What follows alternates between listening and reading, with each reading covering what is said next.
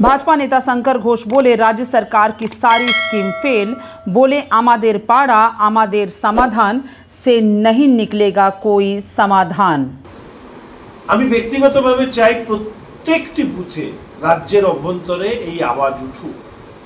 তার কারণ 2011 পরবর্তী সময় থেকে 2024 অবধি এই রাজ্যে ভোটারের সংখ্যা বৃদ্ধি সারা ভারতবর্ষের যে কোনো রাজ্যের থেকে অনেক বেশি, শতাংশের হারেও বেশি।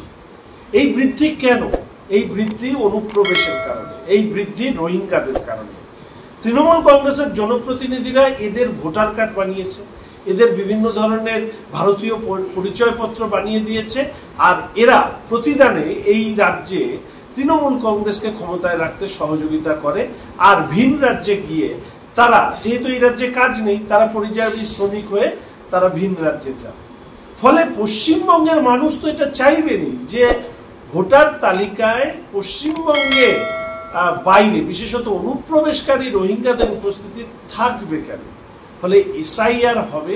তার জন্য প্যাক কোম্পানি যতই বিভিন্ন সরকারি কর্মচারী নামিয়ে সরকারি কর্মসূচি করে মানুষের কাছে পৌঁছানোর চেষ্টা করুন না কেন, আদপে এই অনুপ্রবেশকারী এবং রোহিঙ্গারা উই পোকার মতন পশ্চিমবঙ্গের মানুষের পুষ্টি রস শোষণ করছে।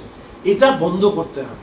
এটা যদি বন্ধ হয় তাহলে পশ্চিমবঙ্গ থেকে এই প্রায় লাখে লাখে, আমার তো ধারণা হচ্ছে 60 লাখ, এখন তো সরকারি পরিসংখ্যানে দেখছিলাম 2 কোটিরও বেশি মানুষ বাইরের রাজ্যে কাজ করেন, এদেরও বাইরের রাজ্যে কাজ করতে যেতে হবে। दिन भर की ताज़ा तरीन खबरों और ब्रेकिंग न्यूज के लिए बने रहिए स्पष्टता न्यूज के साथ।